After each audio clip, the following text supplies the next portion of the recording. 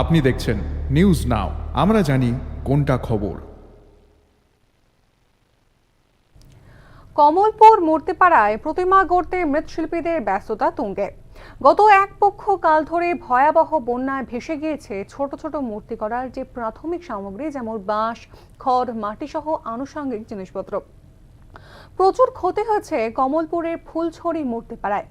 সরকারের কাছে এই মূর্তিপাড়ার যারা মৃৎশিল্পী রয়েছেন তারা আবেদন করেছেন সামান্য কিছু সাহায্যের জন্য। কবে পাবেন তারা এই সাহায্য তাও কিন্তু এখনো অনিশ্চিত।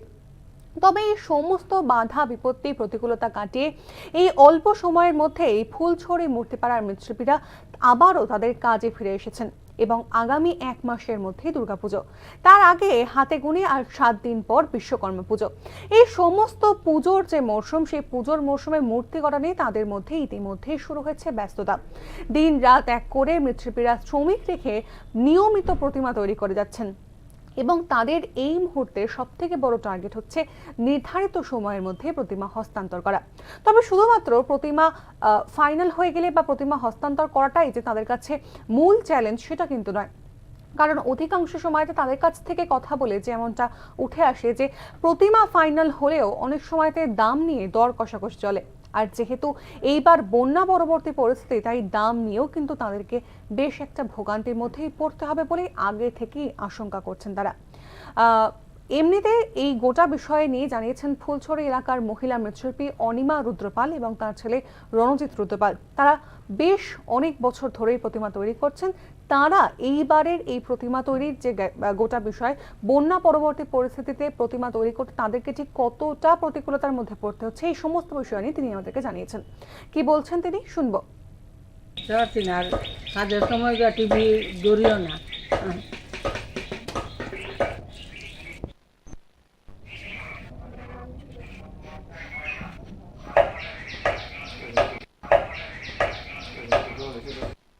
বছর ধরে কাজ করতেছি ঠিকই, কিন্তু আমরা জলে মারে, জলের কষ্টে আমরা মূর্তি বানাইতে পারি না। মূর্তি প্রচুর অর্ডার।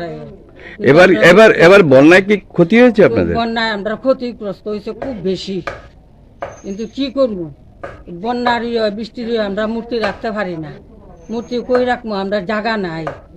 সামনে আমরা একটু জায়গা পাইলে আমরা একটু মূর্তির কাজ করতে পারি, কিন্তু এই সুবিধাটাও আমরা পাই না। আমরা চলবো কি করে, ইটার উপরে আমরা খাওয়া ভরসা। তাও যদি এটা না করতে পারি তাহলে আমরা চলবো কেমন, খাইবো কেমন? এটাও তো সরকার আমরা দেখতে লাগবো, তাও তো আমরা এটার কোনো পাই না। এই যে আপনার প্রতিমার যে ক্ষতিগ্রস্ত হয়েছে বন্যায়, এর জন্য আপনি সরকারের কাছে আবেদন করেছেন? আবেদন করা হয়েছে, মৃৎশিল্পীর কিন্তু কিছু মানে নাই, পাই না কিছু, কিছু হয় না, কিন্তু আবেদন করা হয়েছে ঠিকই। খুব ক্ষতি হয়েছে আমার, বিশ্বকর্মা জলের তলে সব গেছে। আমি গর্তের মধ্যে নিয়ে ফেলাইছি, নতুন করে কয়েকটা আবার বানাইছি। তাও কি করবো, মানুষের উচিত দামও দেয় না, তাও কম পায়, জিনিসেরও দাম বেশি। কি তখন পেটের দায়, কমও বেতন লাগে। বেশি করে যে মূর্তি বানাবো, আমার তো জায়গা নাই, জায়গার অসুবিধা।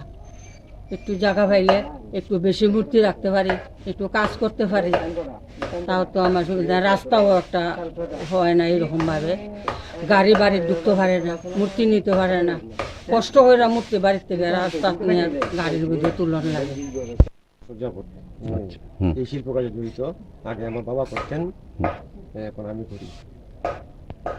তো এই যে মানে এবার কতটা প্রতিমা তৈরি করছেন? অন্যান্য বছর তো বেশি করি, এবার বন্যায় আক্রান্ত হয়ে আমরা অনেক ক্ষতিগ্রস্ত হয়েছি। এবার 6টার মতো করছি।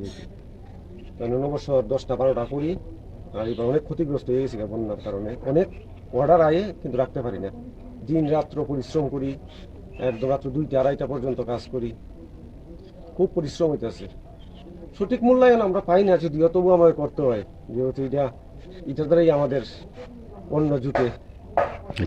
এই যে সামনে তো বিশ্বকর্মা পুজো, তো কয়টা প্রতিমা তৈরি করলেন, কয়টা মূর্তি তৈরি করলেন? বিশ্বকর্মা এখন পর্যন্ত আছে 40টা।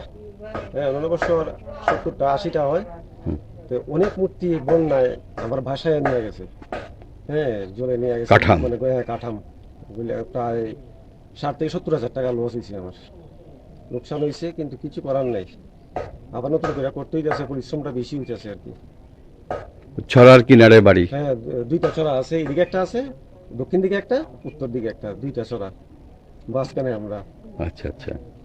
তো কিরকম মানে এই যে বিশ্বকর্মা পুজো যে সামনে প্রতিমা তৈরি করছেন, বেশ কয়েকটা দেখলাম, কিরকম আপনার মানে প্রতিমা তৈরি করতে গিয়ে যে খরচ কিরকম পড়ে? খরচ তো অস্বাভাবিক খরচ, যে পরিমাণ জিনিসের দামও বাড়তেছে, এই যে শ্রমিকরা নিতেছি তাদেরও হাজিরা, যেটা দৈনিক হাজিরা, সেটাও বাড়তেছে, দিনের পর দিন বাড়তেছে।